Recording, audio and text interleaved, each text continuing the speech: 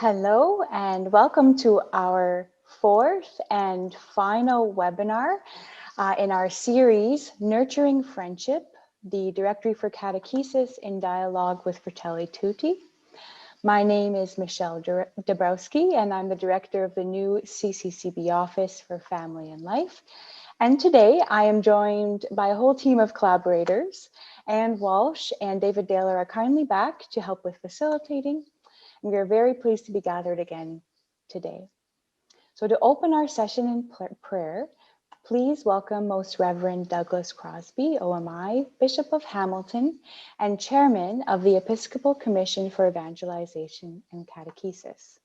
Very happy to be here and looking forward to this fourth and final session on Fratelli Tutti and the Directory of Catechesis, the dialogue, and congratulations to the Office for Catechesis and Evangelization for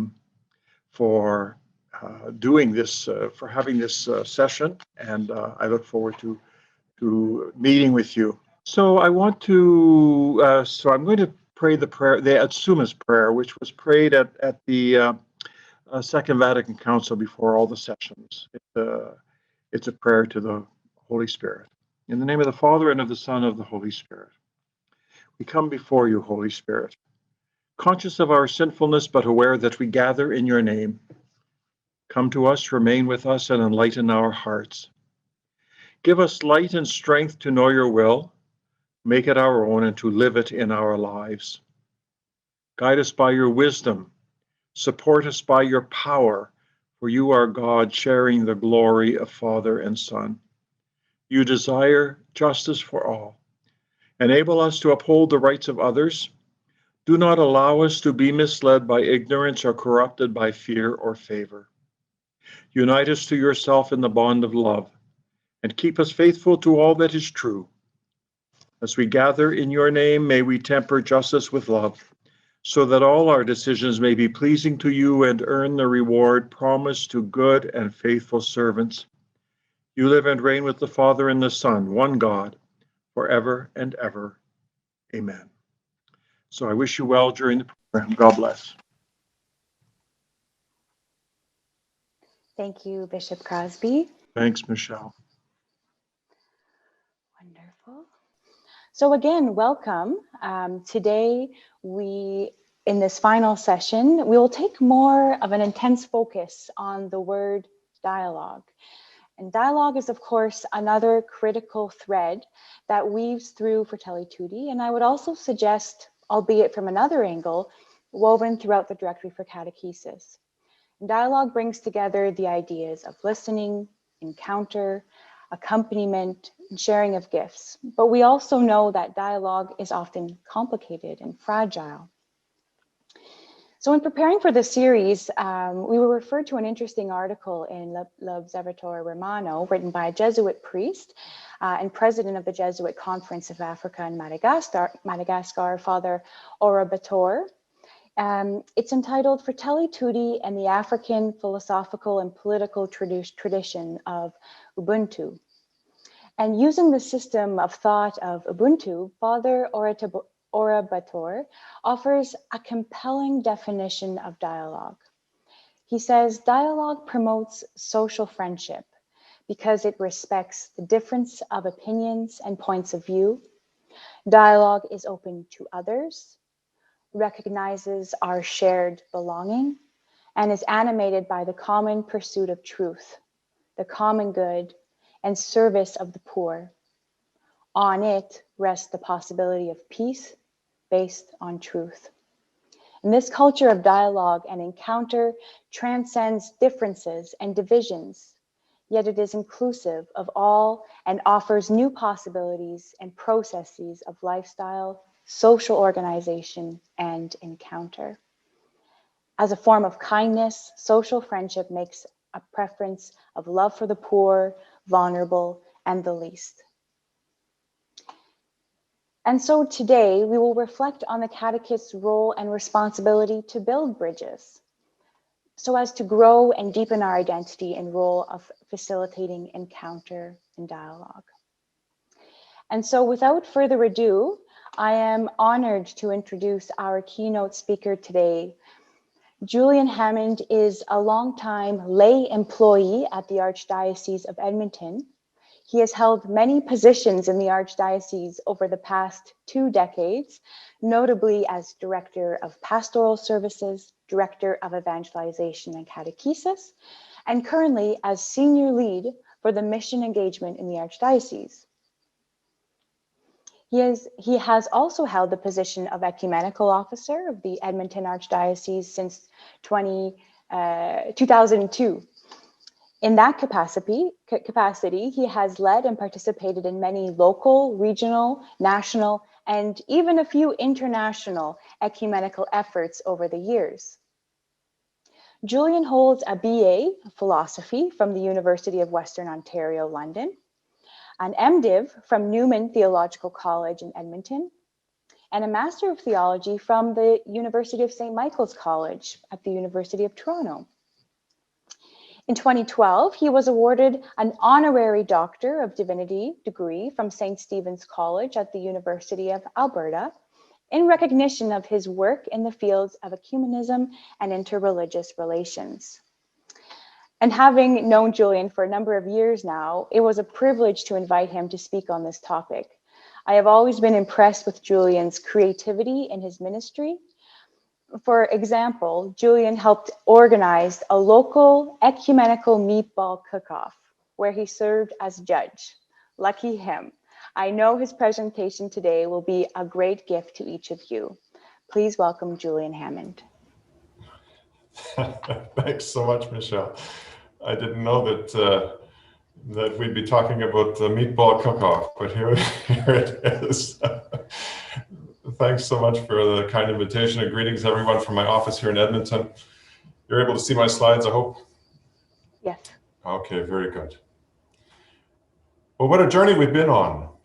Those of you who have been following this full series of reflections on Fratelli Tutti and the new directory for catechesis know that over the past 3 weeks, we've been walking through 2 weighty and important documents, stopping along the way to explore various themes relevant to the formation of catechists.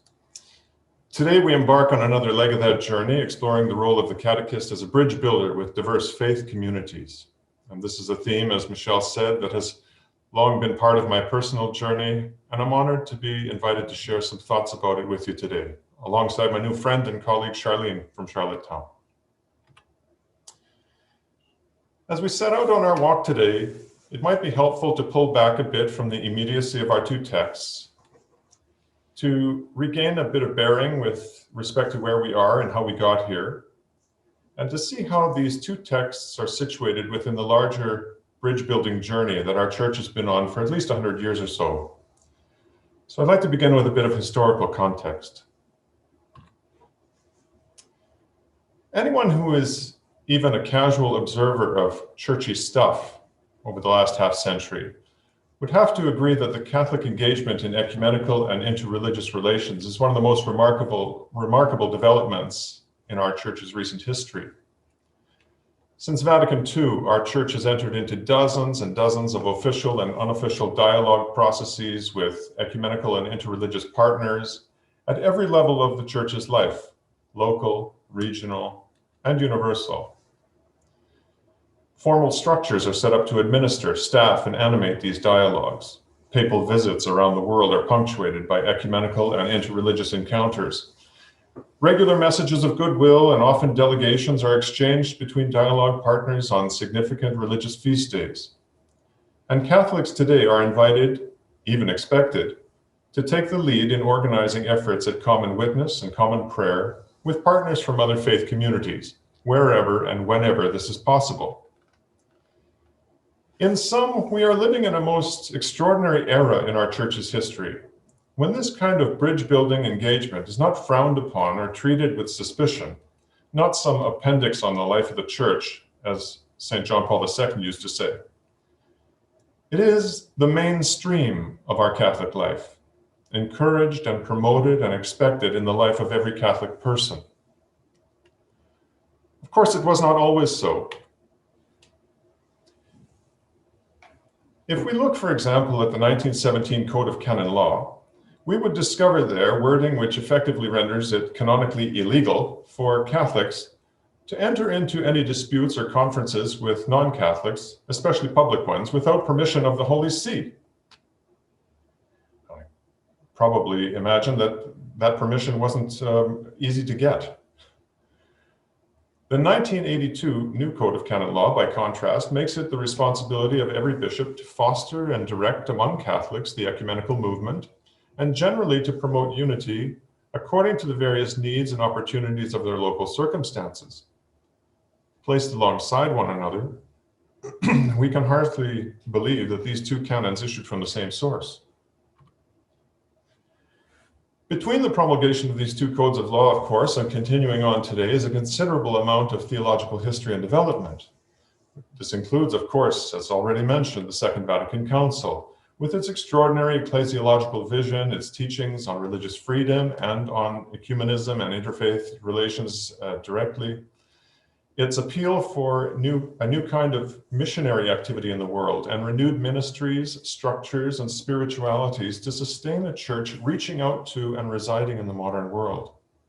It also includes the tremendous post-conciliar legacy of popes and bishops, clergy and laity, local churches, episcopal conferences, pontifical councils, specialists and non-specialists, catechists and ecumenists, and families and individuals, and finally all of us, engaged in the extraordinary ministry of meeting our neighbors and trying to discern along with them where it might be possible to build bridges of fraternity and spiritual friendship for the good of all.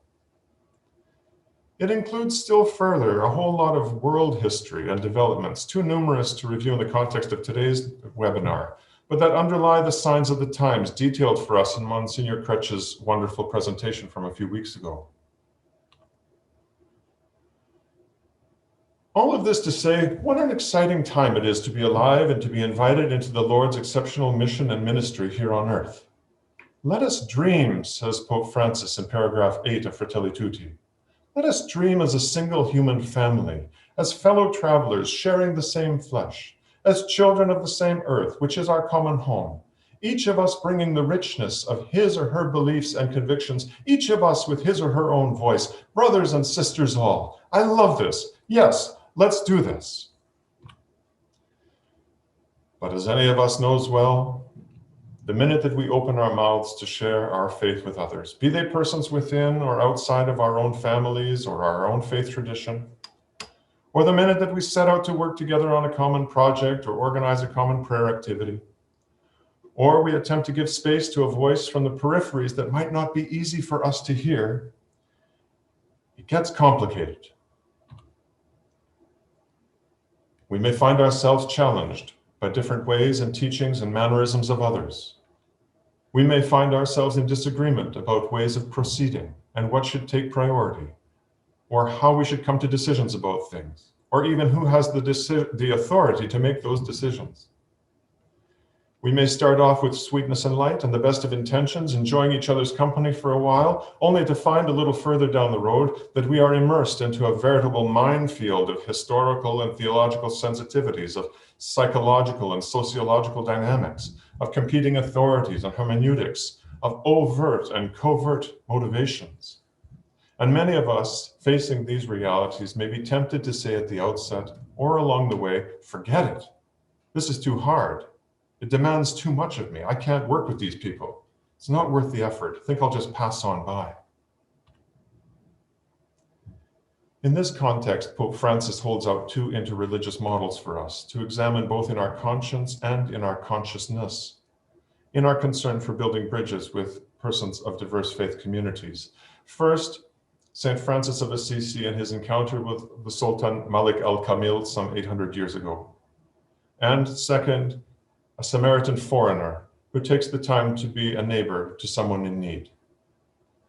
Now, Dr. Lombardi already shared with us a couple of weeks back an in-depth study of the Good Samaritan parable, so I think our time today is best spent looking specifically at St. Francis meeting with the Sultan to see how that story of encounter is so central to Pope Francis' interreligious vision in Fratelli Tutti, and to glean from it for ourselves particular lessons related to our theme today. Now, I'm certainly not an expert in the life of St. Francis or Franciscan history, or even in this particular episode in the saint's life. In fact, what I've discovered in preparing my talk today is that it's quite difficult to ascertain the specifics of the encounter between St. Francis and the Sultan, because, not unlike the Gospels, the story itself is told in particular ways by different people or communities throughout history for particular catechetical purposes.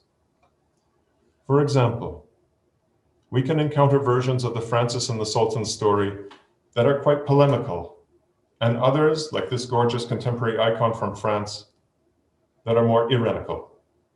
Some that present Francis as a gutsy apologist, and others that present him as a failed evangelist, failed ecumenist too, for that matter.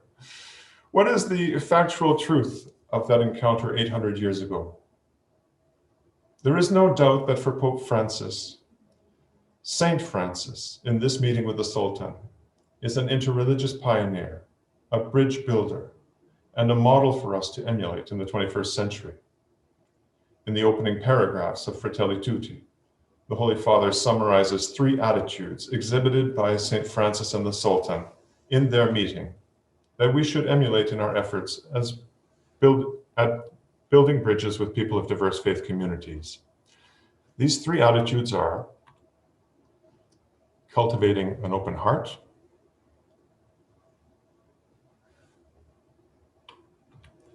spreading the love of God,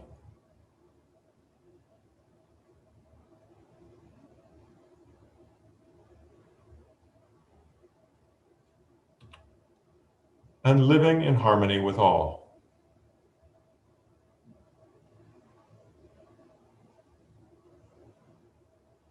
There's a lot for us to consider in these 3 attitudes, and that's where I'd like to direct our energies and attention in the time remaining. Openness of heart is one of the main themes in Fratelli Tutti. Pope Francis speaks explicitly of opening the heart, or of being open to others, some 76 times in his text, and in a variety of contexts: politically, ethically, spiritually, and of course, interreligiously. The process of building fraternity, Pope Francis writes in paragraph 50, be it local or universal, can only be undertaken by spirits that are free and open to authentic encounters. What is it that keeps us from reaching out to people of other faith communities with open hearts? The answer to this question may be as various as the number of people attending our webinar today.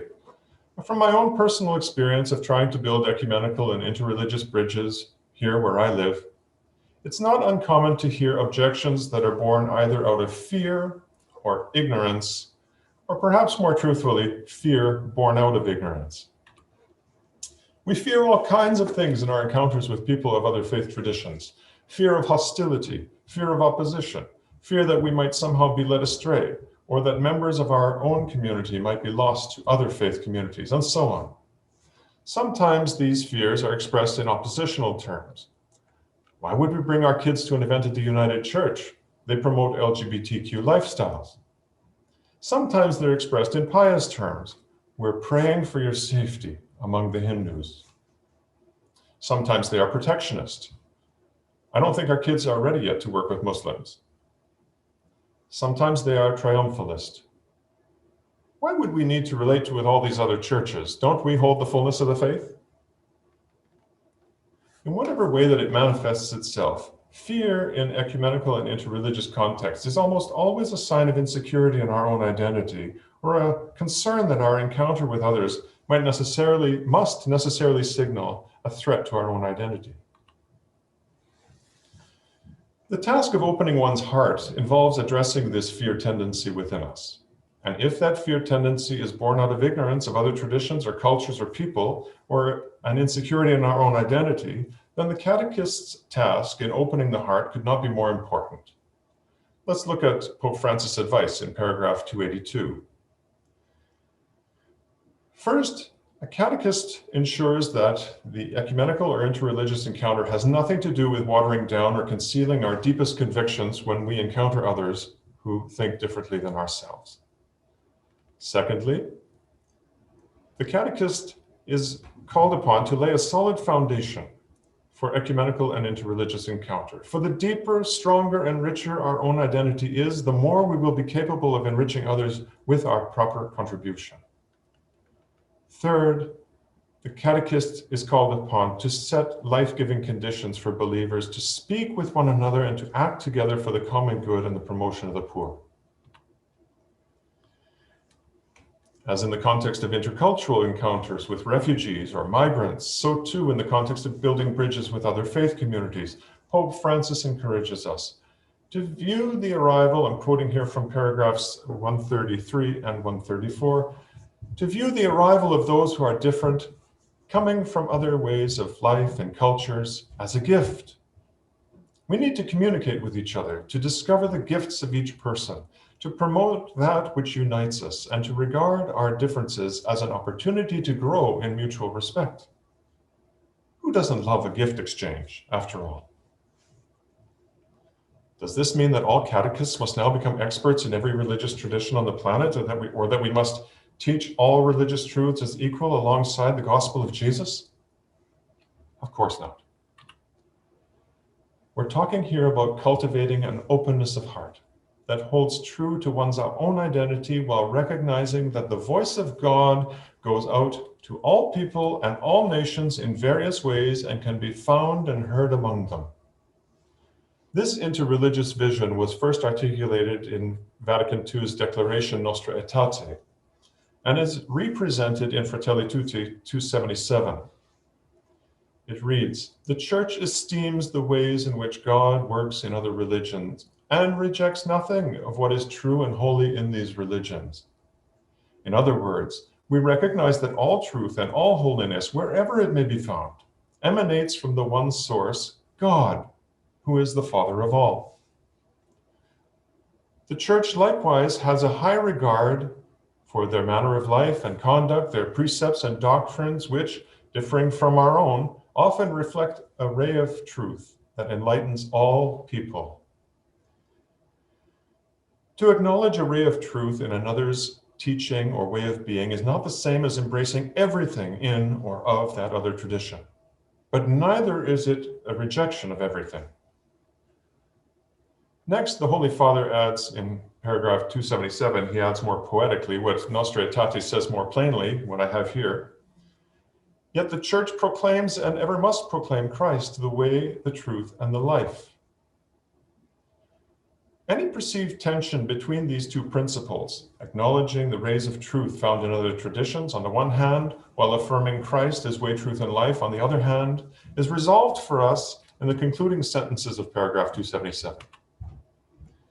There, Pope Francis writes, "Others drink from other sources. For us, the wellspring of human dignity and fraternity is in the gospel of Jesus Christ. From the gospel, there arises for Christian thought and for action of the Church the primacy given to the relationship, to the encounter with the sacred mystery of the other, to universal communion with the entire human family as a vocation of all." The key word, I think, in these final sentences is a word that we like very much in Catholic contexts: primacy, not exclusivity. What this means for us, practically speaking, is this. It's not by abandoning our faith in Christ that we open our hearts to others, but it is through and because of our faith in Jesus Christ, and in imitation of him finally, that we Christians have the courage to encounter people of other faith traditions without fear, with gospel-filled hearts, open to discovering or encountering God, who is everywhere present and filling all things, and who is already there working in their lives. A little nod to our Eastern Catholic sisters and brothers in my formulation there. This realization obviously holds implications for evangelization. We cannot afford to be reckless or cavalier in living out our missionary calling toward people of other faith traditions. As Pope Francis writes in paragraph 276, the Church does not claim to compete with earthly powers, but to offer herself as a family among families. This is the Church, open to bearing witness in today's world, open to faith, hope, and love for the Lord, and for those whom he loves with a preferential love. And he invokes the image of the Church as a home with open doors, offering maternal love. such imagery in mind, we turn our attention back to the encounter of St. Francis and the Sultan.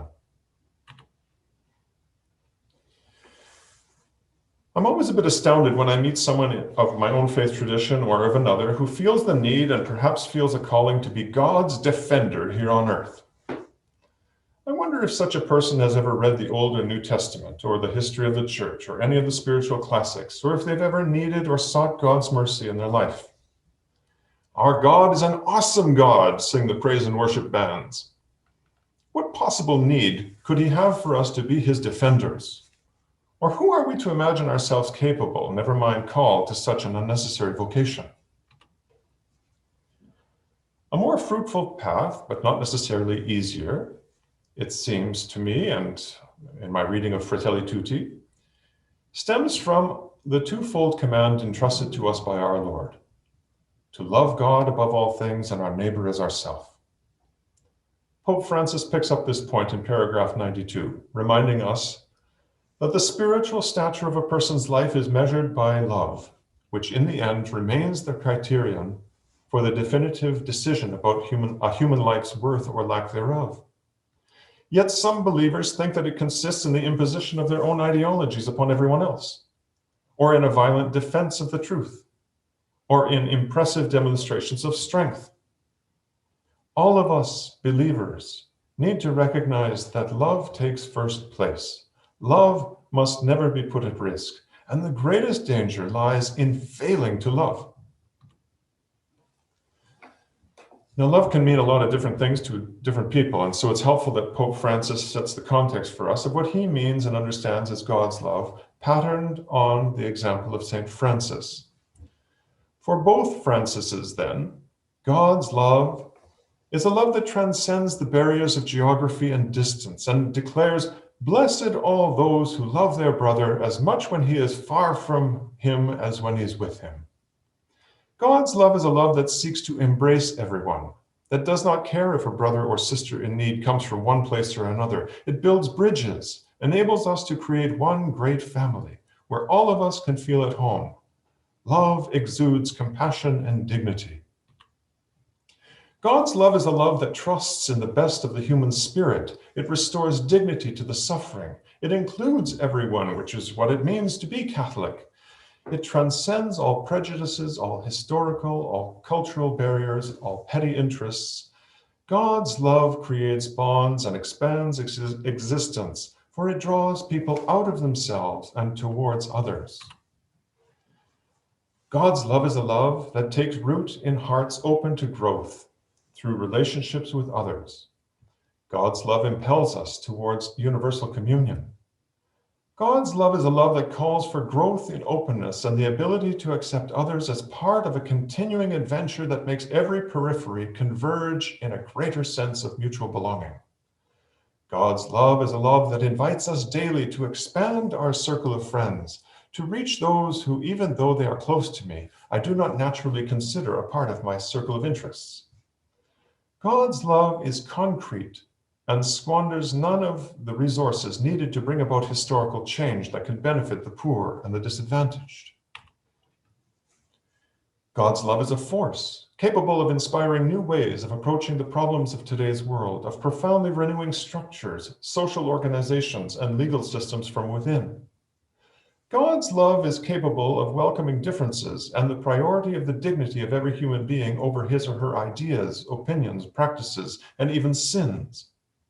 God's love is a tender love that draws near and becomes real. It is hopeful, just, kind, forgiving, and good.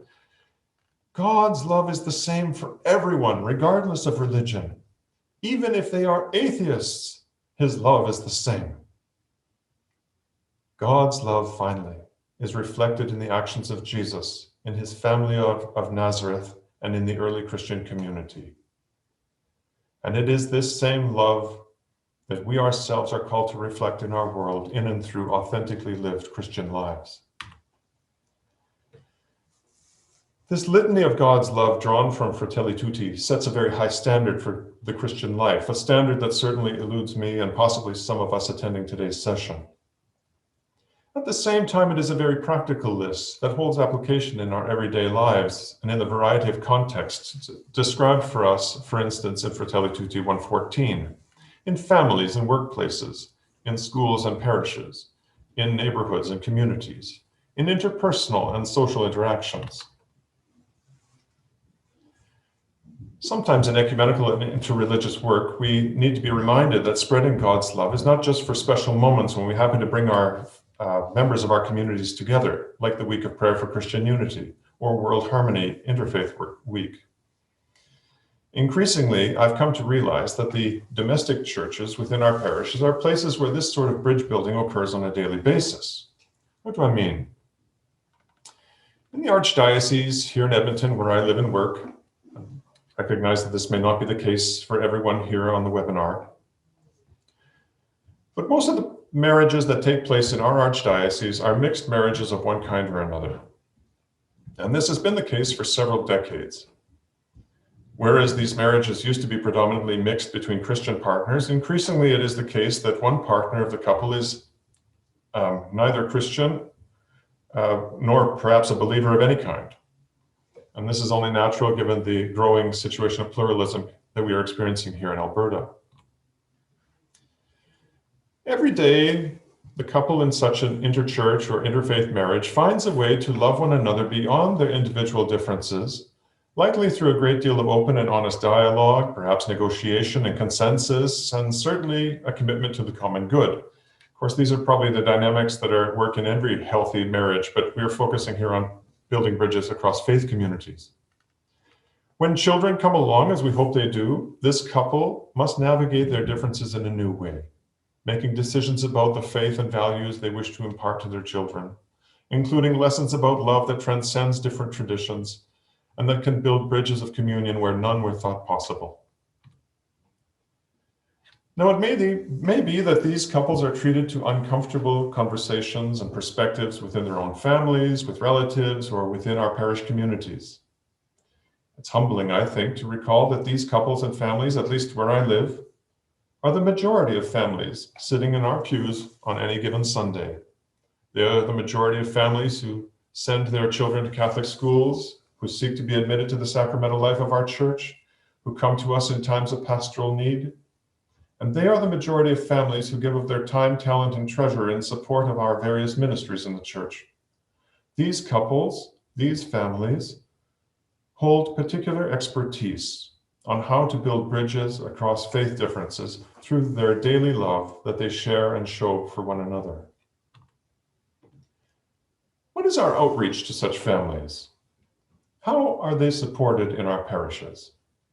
Are they ever given an opportunity to describe their Fratelli Tutti love for the sake of the rest of us? Are they celebrated in our communities and lifted up as role models? Are they embraced as forerunners to the culture of encounter described in Pope Francis' text? My conviction is this: we need not fix our gaze solely upon the meeting of St. Francis and the Sultan some 800 years ago, or upon the meeting of Pope Francis and Imam Al-Tayeb a couple of years ago, or with the Ayatollah Al-Sistani just a couple of weeks ago, to find models of God's bridge-building love that we are called to emulate. There are numerous examples around us daily, and we would do well, I think, as a church, to seek these out and to learn from their examples. The third attitude, living in harmony with all. Chapter 6 of Fratelli Tutti unpacks for us an extensive vision of what is meant by the term dialogue. Without using the words per se, Pope Francis describes in this chapter the fourfold dialogue pedagogy that has been operative in our church and among our dialogue partners for many decades now, namely, the dialogue of life, where people strive to live in an open and neighborly spirit, sharing their joys and sorrows, their human problems and preoccupations. The dialogue of action, in which Christians and others collaborate for the integral development and liberation of people. The dialogue of religious experience, where persons rooted in their own religious traditions share their spiritual riches for instance, with regard to prayer and contemplation, faith and ways of searching for God or the absolute.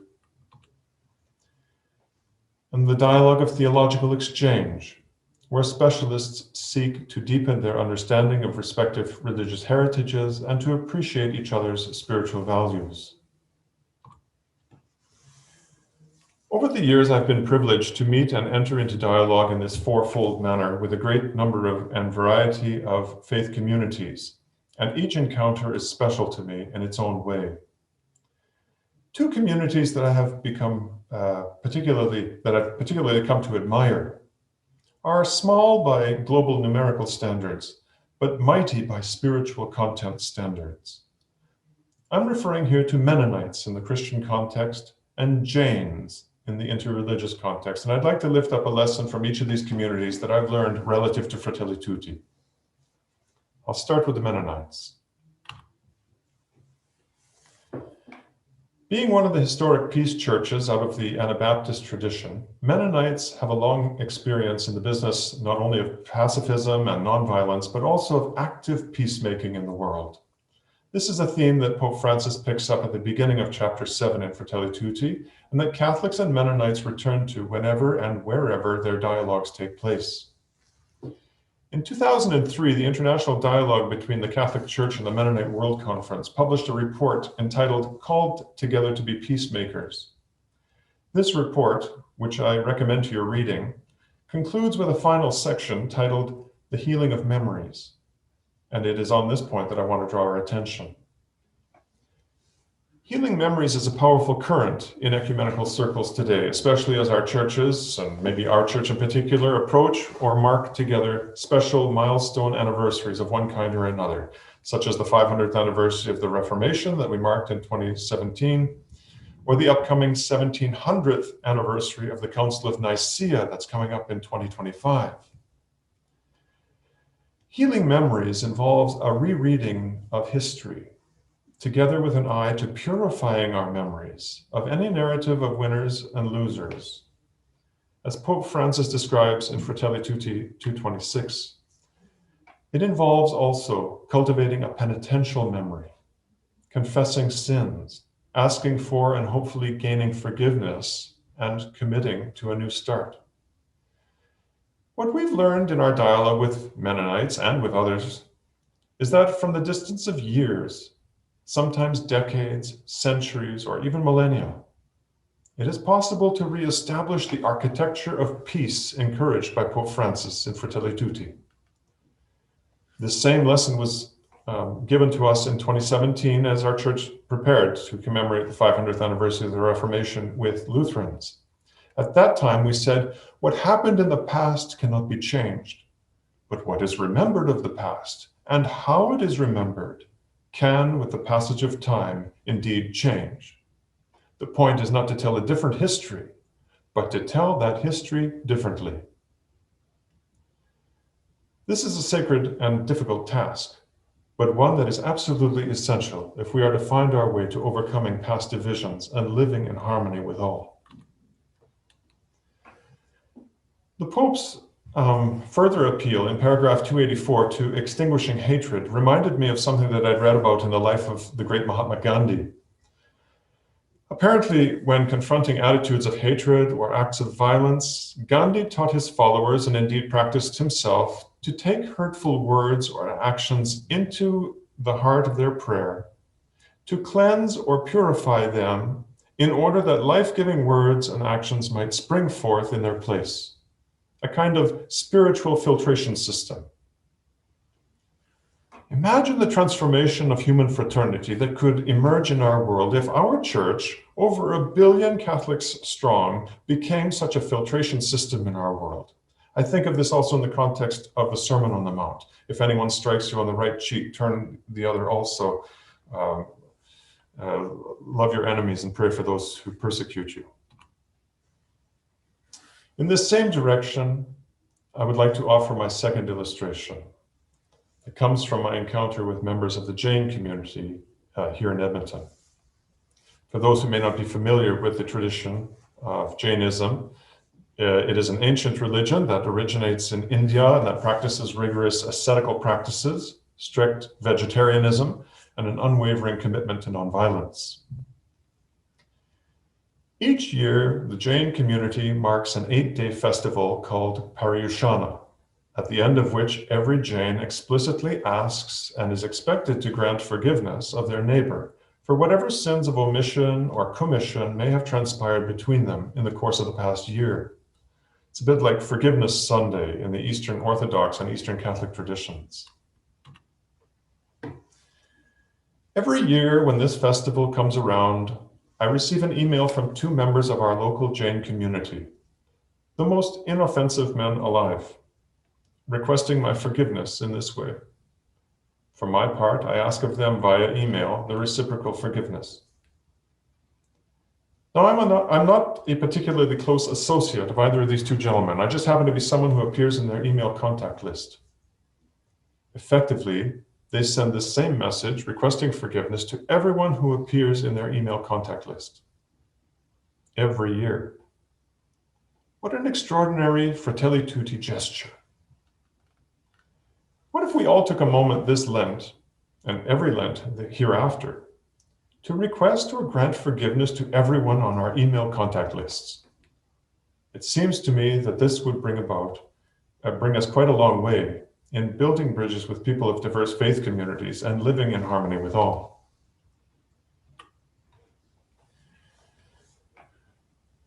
Here I'll conclude. Few details survive of the actual encounter between St. Francis and the Sultan. It is clear, however, that against all odds, Francis and his religious brother, who apparently traveled with him, were not killed along the way to meeting the Sultan, nor during their meeting, nor subsequently. We know that the Sultan did not abandon his faith or mission, and St. Francis did not abandon his.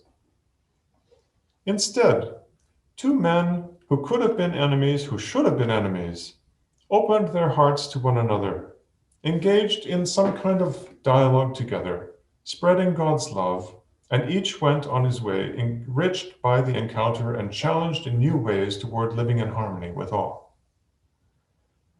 We are encouraged by Pope Francis in Fratelli Tutti to learn from their example and to emulate it in our lives by building bridges, formal and informal, with people of diverse faith communities. Thank you very much. That was an exceptional presentation, very clear and compelling. Your reflection on those 3 attitudes from Fratelli Tutti, cultivating an open heart, spreading the love of God, and living in harmony with all, was thought-provoking, formative, and inspirational. Your on-the-ground experience mixed with precise theological nuance was really wrapped up in an eloquent presentation today. Really what a gift it was for us. So thank you for sharing your wisdom and your insight on this question of bridge building. And I'm sure there will be some questions for you come the question and answer period later today. But before then, we of course have our response. And so I will invite Anne Walsh to come on and introduce our next speaker.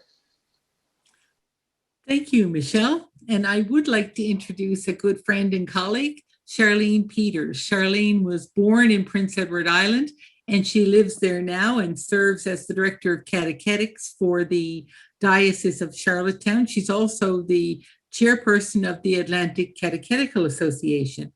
But between being born there and coming back there to minister now, she's really served all over the world. Charlene has a degree in chemistry and education and a master's degree in religious education. For 18 years, she worked as a in private Catholic schools in Europe and the United States, including a time as principal of an elementary school in Dublin, Ireland, formation director of a K-12 girls' school in Michigan, and a cluster of schools she worked for in Western Europe as a regional educational consultant. So we welcome Charlene. She's a seasoned presenter. She offers workshops and courses on various topics, But trained in Ignatian spirituality, Charlene has facilitated retreats for adults at various stages of life and faith. She's a trained prayer companion, and we welcome her to share her perspective this afternoon. So welcome, Charlene. Well, thank you very much, Anne. It's good to be here with everyone, and good afternoon from Prince Edward Island. What a gift to be part of this series, and what a gift and what a challenge to follow Julian's wonderful presentation. I feel like we just need to breathe and listen to what we've heard, and in an ideal world, following such a thoughtful and inspiring presentation, we'd now have the chance to have some rich conversation around what we've just heard so that we can internalize, assimilate, and process such rich content. Well, given the circumstances are such, we can't do that on this platform. So I would like to share with you some of my reflections on Julian's presentation and make those connections or some connections with the Directory for Catechesis.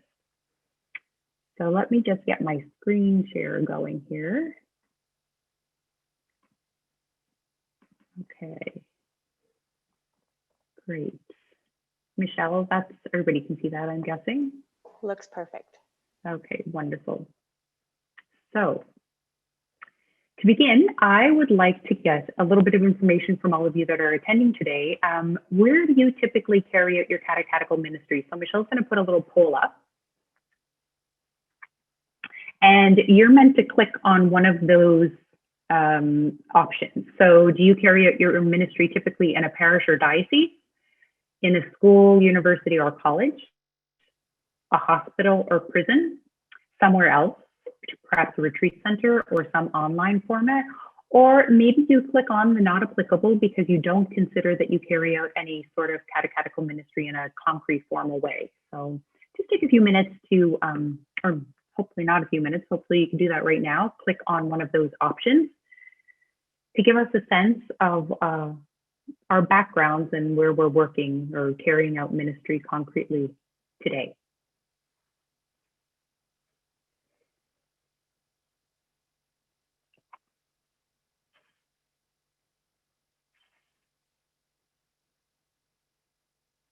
So hopefully everyone's been able to participate in that poll, and we'll see what Michelle comes up with results here. Well, not what she comes up with, but she'll publish them for us.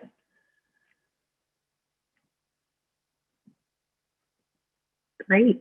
So this is really interesting and wonderful to see. Vast majority, 106 people participating today, carry out their ministry in a parish or diocese. We have about 20 people that are at a school, university, college, few from hospital or prison, and some that would consider that they carry out catechetical ministry in other avenues or that it's not applicable. Wonderful. That's going to factor in a little bit more. So if that's still on your screen, you can close on that and that will then disappear. So in the Directory for Catechesis, there is a section entitled Catechesis in the Context of Ecumenism and Religious Pluralism. There's 10 numbers, number 343 to 353.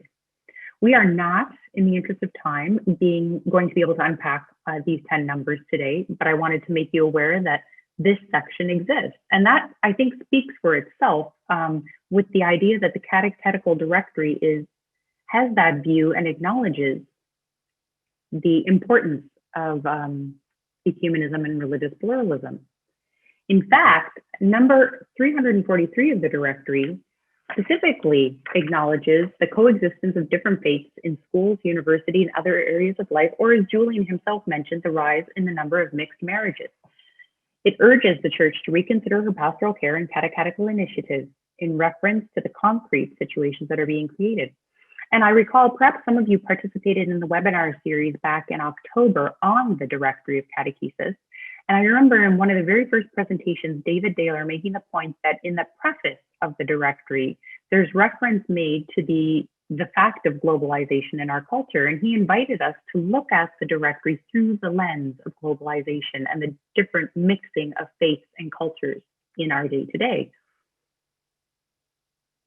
So when I typically think of other faith communities, I think of Christian denominations, Judaism, Islam, Hinduism, the big world religions. And as Julian mentioned or made reference to, I normally would think of opportunities to build bridges with these diverse faith communities through the context of the Week of Prayer for Christian Unity or the World Day of Prayer for Creation, where these are formal events and we gather together as people and members of different faith traditions for a common goal or a common event. Numbers 352 and 353 of the Directory for Catechesis broaden or invite us to broaden our understanding of what a diverse community, faith community is. So specifically in number 352, the directory is inviting us to acknowledge that there are other faith communities coming about that have very different designations and origins. Some make reference in various ways to Christianity. Still others exhibit elements of magic, superstition, neo-paganism. And finally, there are other groups in what is called a human potential movement. So taking that into context really broadens my understanding of a diverse faith community with whom I'm called to build bridges. It's not your traditional faith community setting or diverse faith community setting. We can expand that definition a little bit more. In fact, in 2019, around this time of year in April, the National Office for Evangelization and Catechesis organized or hosted a catechetical conference. And one of the keynote speakers was Ron Rolheiser. And in his keynote, he spoke to the importance and need of building bridges and engaging in dialogue with diverse members or within the diversity of our own faith communities, in fact. So within our own tradition and community of Catholicism, the diversity that abounds and exists within our own groups. So that really puts it on a different context for me.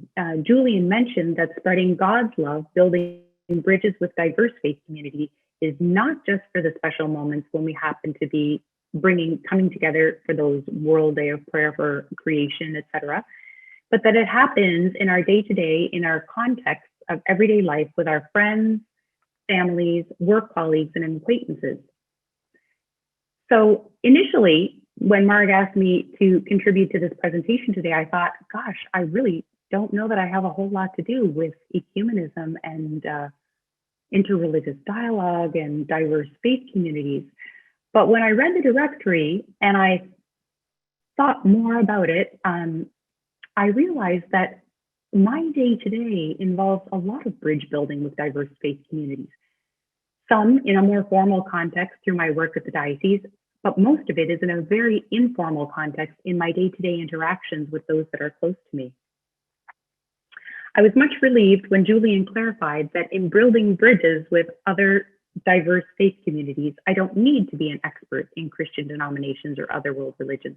And I would extend that to say I don't need to be an expert in these diverse faith communities that the directory expands for us.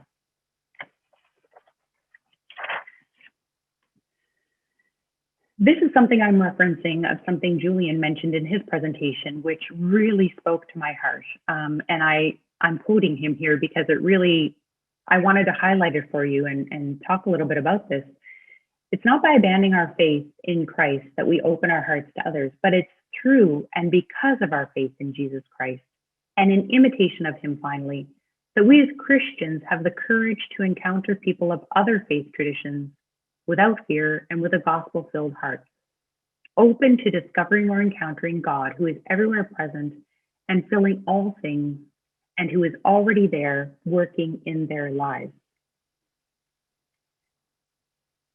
The Directory for Catechesis speaks about the identity of a catechist, and it's from that identity that we engage in the dialogue and the encounter with others. So in number 113, we are invited to contemplate the identity of the catechist as a witness of faith and keeper of the memory of God, as a teacher and a mystagogue, and as a accompanier and an educator. Of course, the catechist acts and does, but above all, the catechist is someone. And it's out of this identity that we build bridges with diverse faith communities and those in our midst. When I think about building bridges with diverse faith communities for someone out of their own Catholic tradition, one of the first examples that comes to mind is Mother Teresa of Calcutta. This is somebody who, grounded in her own faith tradition, ministered to people of other faiths.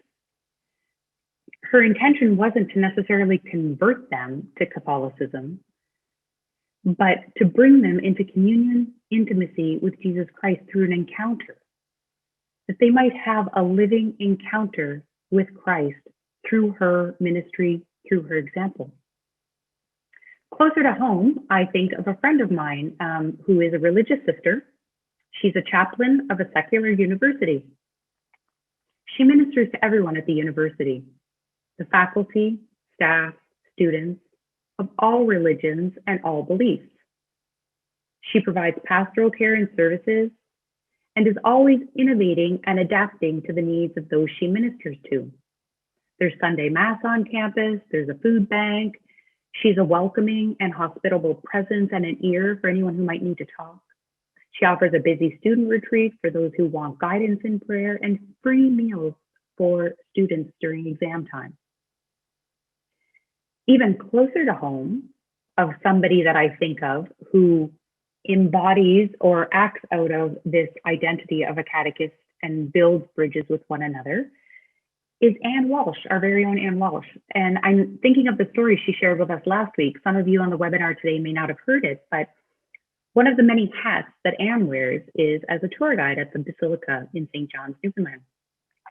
And last week, she shared with us the example that during one of her tours, a gentleman came in off the street and approached the main altar. Under the main altar at the Basilica in St. John's, there is a statue of the dead Christ. The man knelt before that statue and broke down in tears. Anne approached him, had a catechetical conversation with him. And we don't know the end of the story, but she was able to engage with that gentleman and share with him the good news that Jesus died for him. So these examples to me illustrate that catechesis is not a role that we do. It's not one of many hats that we wear, but above all, it's who we are. It's out of that identity that is not watered down that we engage in dialogue and building bridges with one another. Perhaps some of you are familiar with the term influencer. So an influencer, and this is my own understanding and definition, I didn't look this up, but these are people who have a presence on social media. They partner often with brands to advertise their products to the people that follow them on social media. And they get money from these brands that they partner with. So there's a woman I started following on social media. She's a mom with 3 children, and I don't even remember how I came upon her or why I started following her. She does often create ads for products that she uses and makes money for this. Now and she also puts on her own personal content as well, like just sharing about her life and parenting and family, etc. Before Christmas, she was talking about a sweater she was wearing. She was going on and on and on and on about how great this sweater is, clearly stating that she hadn't received any money from this brand. She was not partnered with that brand, but she genuinely loves this sweater. It fits well, it's flattering on all body types, great selection of colors, good workmanship, good materials, and holds up well over time. She spoke so genuinely and honestly about her experience with that sweater that I was influenced. I went out to a local store before Christmas, found the sweater. It was on sale even, and I bought the sweater. So I can't speak to how well it holds up over time yet, but I do agree with her on the other points. I was influenced by this woman's honest, genuine, and authentic sharing of her experience with this sweater. She had nothing to gain by my going out to buy it. In some ways, she was certainly trying to convince me that I needed this sweater, that it was for my benefit to have the sweater, And she was convincing me that I'd be better off with the sweater than without it. So I think of this woman and her authenticity, her genuineness, her wanting to share something to her wonderful that she had. And again, my mind goes back to the examples of Mother Teresa, my friend who is the chaplain at the university, and to Anne, and to those encounters that they have with people that comes from their genuine experience of the love of God. They've had an experience of Jesus in their lives, and it flows out of them in their encounters with one another, and that's what they share in their interactions. It makes me think of another experience that when I was a teenager, I was forced to attend a new youth group, forced by my parents to attend a new youth group that had started up at my parish. I went kicking and screaming and eventually did come around to enjoy it. But through that youth group, I was influenced by some of the other young people there to attend a retreat. And it was through that retreat that I had a personal encounter with Jesus. And that moment marked a before and after for me personally in my own faith journey. So I invite you to stop and reflect for a moment and think of some examples in your own life when you've been influenced, not to buy a sweater, when you've been influenced by somebody's actions, words, or presence in your own life that has drawn you or opened you to a deeper encounter with God. Or perhaps times when you've been the influencer with others through your own example of having lived a personal encounter with the Lord. Do we have a little bit of time? Let's see. I would love to hear some of these examples, or if you identify with these even in the Q&A. David, can you monitor the Q&A for a moment? And I would invite people just to put a comment there that, you know, or an example that you have had where you can think back to a time when out of your own experience, you've influenced someone, or that time when you've been influenced by the experience of someone else.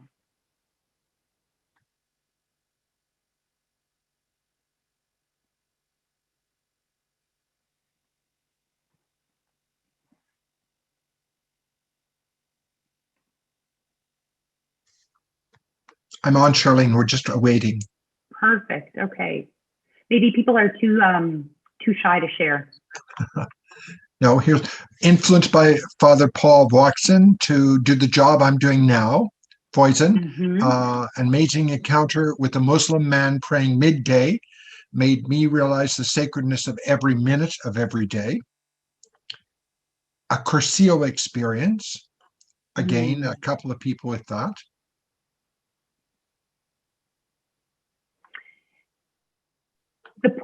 The point I hope I'm making, and that I hope that you're receiving, is that it's really through the genuineness of our own encounters that we share with one another. That's where we really have these. I'm ahead of myself with my screen here. One moment. There we go. It's these moments, or it's out of our own identity as a catechist that we build bridges and we share with one another. It's not so much the events that we hold or the work that we do, which is also important, but it stems from that identity of who we are. And the directory speaks to that very clearly. Moving on to the next slide here, this is something that hits me close to home. In his presentation, Julian referenced chapter 6 of Fratelli Tutti, where Pope Francis describes the fourfold dialogue pedagogy: dialogue of life, of action, of religious experience, and theological exchange. And as if to affirm that point, the directory in number 53 and 54 describes catechesis as a laboratory of dialogue. Now, this harkens back to my undergraduate years when I studied chemistry and spent many, many hours in labs. So I would like to invite you to ponder, what are some characteristics of a laboratory or a lab? What happens when you go into a lab? Again, David, if you don't mind keeping an eye on the Q&A, just invite people, what comes to mind when you think about a laboratory, a lab? What do you encounter there? What do you go in there to do? perhaps attitudes you need to have when you go into a lab.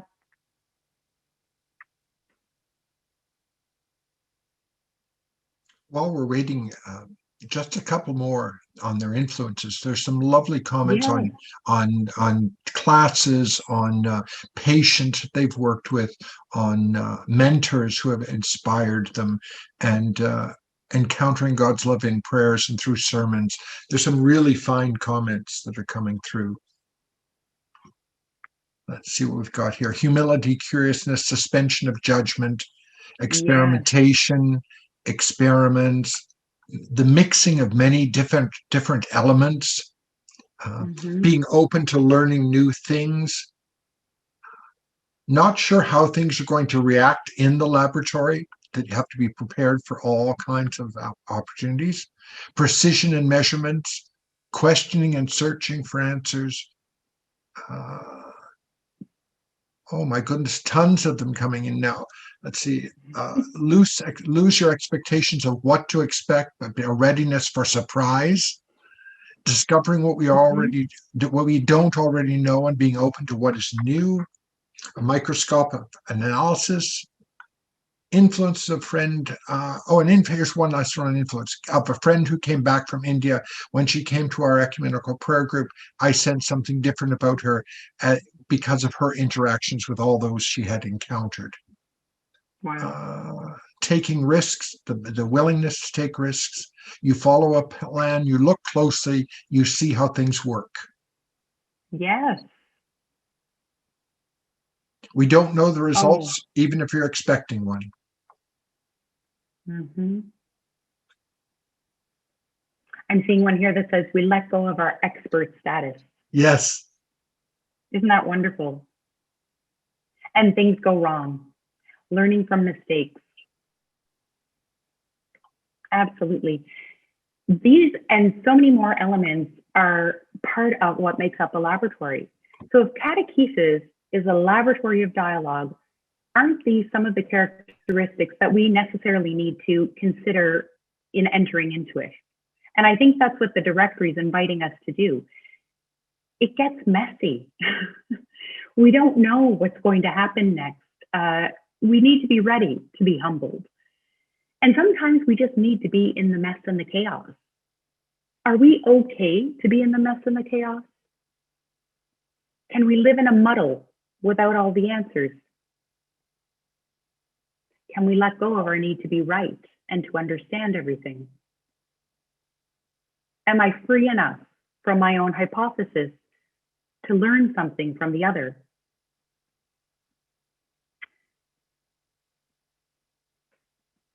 When we're talking about, getting ahead of myself here, when we're talking about catechesis, this dialogue often occurs in the context of accompaniment. And as Anne mentioned last week, we do well to take our cue from our Mother Mary with that beautiful image of our Mother of Perpetual Help, whose ears and eyes are bigger than her mouth. Because even though we're entering into dialogue in the context often of accompaniment, what's really important is our presence, our questioning, our listening. It's not as much what we say, but how we are with the people that we're engaging with. Creating space for those we accompany who can question, explore, and grow. The directory offers us this beautiful example of Jesus' encounter with the woman at the well.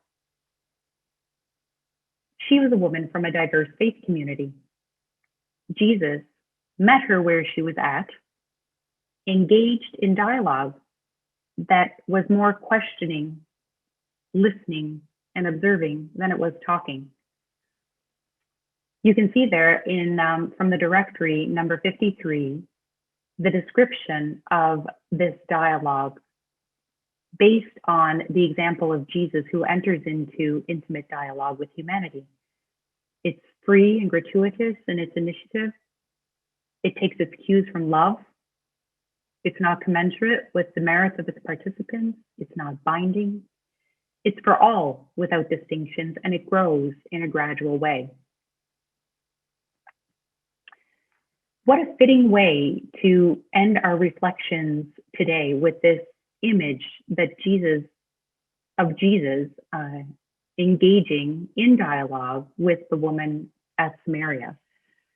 An invitation for all of us, I think, as catechists, from our identity of who we are as catechists, to open ourselves to those people of diverse faith communities that we interact with on a daily basis, who might be from other specific religions or some from those new religions that we talked about at the very beginning.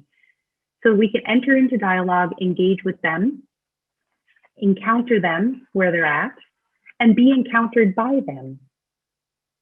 It's my hope that each one of us, from our own encounter with Jesus, can then encounter others in our ministry, and from our identity as catechists, we can engage with open hearts in dialogue with those people of diverse faith communities, the other who is different than us, and there sow seeds of the good news and have a mutual gift exchange with the other. So hopefully this provided you with some more food for thought and recollection and reflection. And I think we're going to open it up for some Q&A now.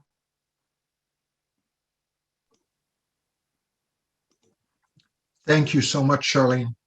Well, we've certainly been fed this afternoon. We've had two extraordinary presentations, and so many. You've made me work this afternoon. I tell you, all the questions and the comments in the Q&A box. It's been fun trying to work my way through them. But I think there's some questions that people would like the two of you to expound on for us today. And so we have one that talks about and Julian, this is addressed specifically to you, that couples and families living with diversity are really the experts in how to navigate the challenges that they face. And how can we do a better job of tapping into or sharing in that experience? That's an excellent question. It's an excellent question, probably with a very complex answer, which is to say, I haven't worked a whole lot in family ministries per se here in the Archdiocese, but I would venture to guess that right from the get-go, in the context of marriage preparation, various family ministries that are offered in the life of the church, maybe when sacramental moments happen in the life of families, bringing children for baptism and so on, I wonder if we pay sufficient attention to the diversity of the families that present themselves, or the couple that come forward for marriage. I'm not certain the content of the programs that are presented in each of those catechetical moments in the life of a couple, but I would invite, I guess, an evaluation from those who are catechists working in these various areas, an evaluation of those materials, see if they in fact invite a reflection of the richness of the different gifts that present themselves in and through a diverse family. I know that in the directory for the application of principles and norms on ecumenism, that's the ecumenical directory, not the catechetical directory that we're talking about today, but there is a section on mixed marriages specifically there, and the opportunity, not the problem, right? Sometimes we treat these mixed marriages and interchurch interfaith families as problems in our church, somehow to be negotiated or solved or something like that. They are to be respected as an opportunity of what the kind of gift exchange that we're talking about on sort of a macro level, at the level of our church, ecumenically and interreligiously. There on the micro level is the opportunity for that encounter to happen daily. And yeah, what are the opportunities? I mean, let's look at our family ministries in the life of the church. My point is, every sacramental moment in the life of the church is an opportunity for this dialogue to take place. Excellent. Great response. Another question came from a colleague of yours on the Anglican Catholic Dialogue. And his question was, which do you think is the greatest challenge today and why? Ecumenical dialogue, interfaith dialogue, or a broader division between religious believers and more aggressively secular discourse? Gosh, going with 2 minutes, go. That's a great question. I know that from the participant list that there are some of my ecumenical and interfaith colleagues on from different parts of the country. And so it's a shame that we can't have a big open forum to share their experiences as well, a rich experience in this country. Let me say, in my experience, ecumenism and interreligious relations is something that is lived primarily. I mean, there are things that happen obviously at the level of the universal church and nationally and so on, but most of us live this ecumenical interreligious realities at the local level. So what is the priority? The priority in some sense, or the greatest challenge, is what is facing us in the local context. It may be that people in a certain part of the country or where you live, your diocese, in your parish, where the ecumenical reality is much more visible in front of you. In other words, all your neighbors are Christians. It could be that you live in a setting that is much more pluralistic, and so an interreligious dialogue may be first more possible, and secondly more important. I know here in Alberta there is quite a large and growing Muslim population, and there are tensions in society around a larger and growing Muslim population. People have particular concerns. That means that for us locally here, an engagement with Islam is a necessity and a priority. I think for us in Canada in general, for us to consider that in this country, the single largest growing denomination, when Census Canada asks us to identify religiously, the single largest growing denomination in this country is what they call religious nones, N-O-N-E-S, right? People of no, who don't claim any religious heritage or background. This is a big challenge for us in Canada, and I'm not sure that I can rank them better than that, but it's to say whatever is in your local setting. It's like Sesame Street. Who are the people in your neighborhood? Exactly. I don't know if Charlene wants to offer anything on that. I have a question for Charlene. Charlene, right. One of our participants said, thank you again for your great presentation. She especially appreciated your examples of the catechist. Who is the catechist? Now, the university chaplain and Ann Walsh, but how can we, each of us, develop a deeper identity of being rather than playing a role as a catechist? That's a good question. I feel like that's kind of the perennial question. It's this, like, learning how to be rather than do. And more than anything, I think it's an attitudinal shift within us. And perhaps it's really through our own spirituality and through a lot of contemplating the person of Jesus, who's the master catechist. Delving into our own experience of who he is for us, being able to articulate what a difference it makes for me in my life, the good news, the charisma, the fact that Jesus Christ gave his life and died for me to save me. How is my life better today because of that? And from that place, being able to then articulate it and share it with more people. So it's really not something I just do, but it stems out of who I am. I think it's a constant challenge, but that's, contemplating the person of Jesus, and trying to make this attitudinal shift within ourselves that it's who I am rather than what I do. Actions matter too. I don't think anybody's disputing that, but the actions are more effective, I would dare say, when they come from a place of our true identity and who we are. Do you have anything to add to that, David? You're an expert catechist. No, I'm leaving it with you guys today. But there's a really good question coming for both of you now. You raised the point, Julian, about the nuns. And so that brought up a question about what would our fraternity look like to those who identify themselves as nuns? How's our engagement, or how does it look for us? Julian, do you want to start that? Yeah, sure. I'll start that. I think Fratelli Tutti, the whole point, in some sense, of Fratelli Tutti is not that we need to hang up our Catholic or our Christian identity when we engage others, But it might mean that we adjust the way of our language or our way of our expectations in an approach of encounter with others. Prepared to listen, to prepare to hear. Some, people may be estranged from religious identity for all kinds of reasons, some of them good ones. And it's important for us as we're entering into any kind of dialogue with anyone to be listeners before we are speakers, to be on the receiving end, an invitation, an openness to a dialogue on a human level prior to bringing the entirety of our, religious heritage, to bear upon that relationship or that conversation. So I think the opportunity there is to show that Catholics and Christians, maybe in a more broad sense, that we're human beings sharing the human journey along with you. Now, we're faced with challenges and you are faced with challenges. We have certain answers to hard questions. What are your answers? And let us find a way of speaking that reality together, because we're sharing this life together. This is my take on it. Charlene?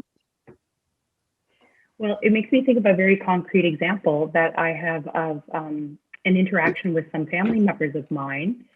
When I started doing my master's, I was visiting Ottawa on and off pretty regularly over the span of 3 years.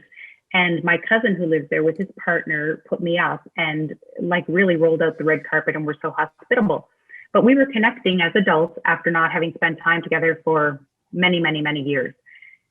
And he's gay and he and his partner live together. And I'm the Catholic missionary studying a religious degree. And here we are under the same roof as adults reconnecting after 20, 25 years.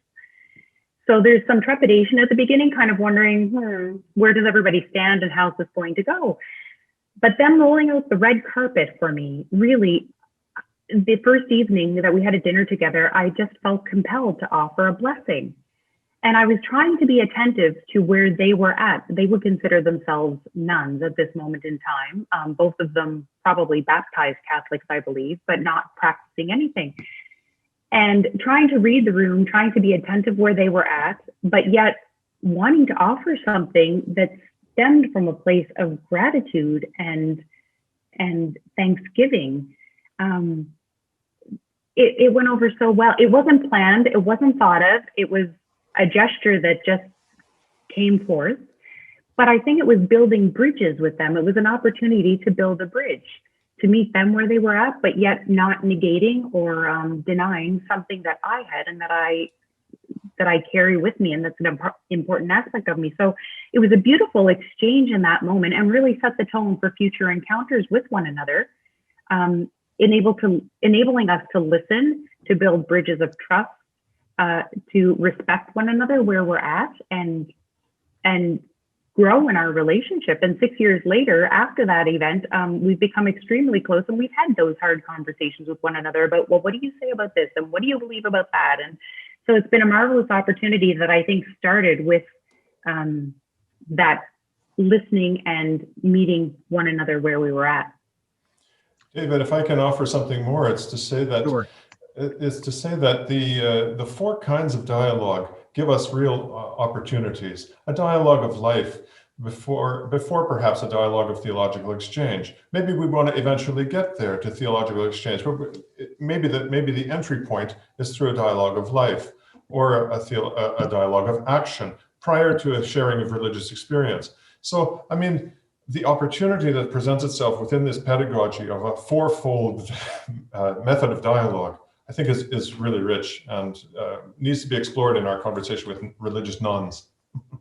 And doesn't it go back to that idea of openness of heart, like where we're at and that openness of heart to engage with the other? Indeed.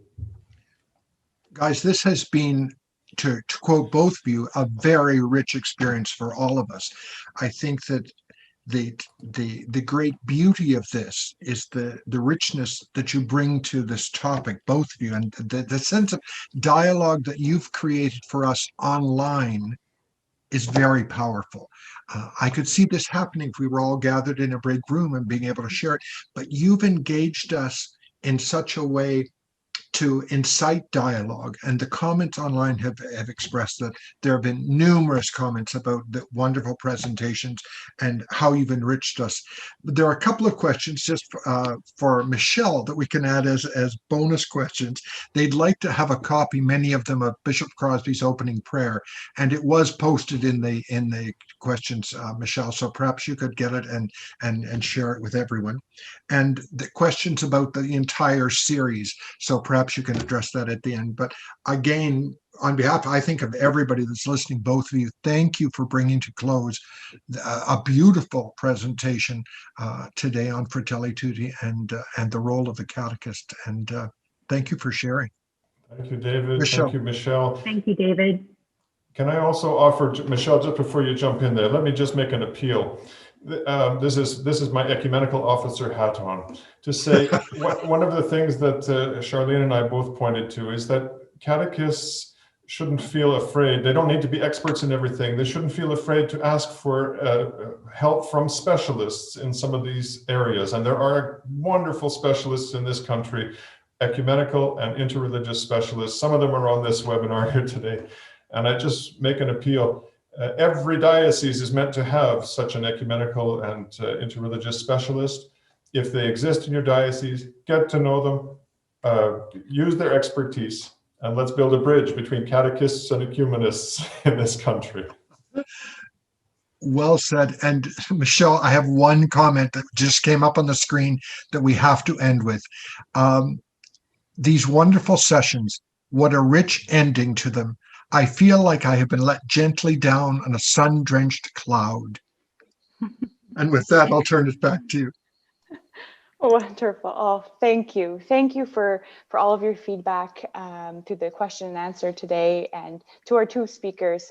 Really phenomenal.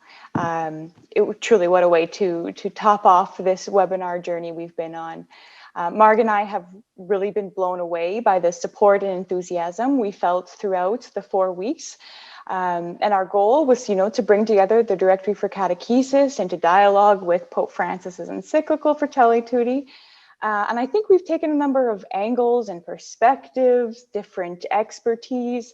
And so we hope that the series has opened new ideas, fresh ideas for us to dream together and to find new ways forward, deepening our experience as catechists, leaders in our local ministry. A big thank you to all of our speakers throughout the series: Monsignor Murray Kretsch, Elisa Lilino, Dr. Josephine Lombardi, Dr. Nick Olkovich, Ann Walsh, Julian Hammond, and Charlene Peters. Wow, what a lineup. Exceptional minds and truly, I think, faithful hearts.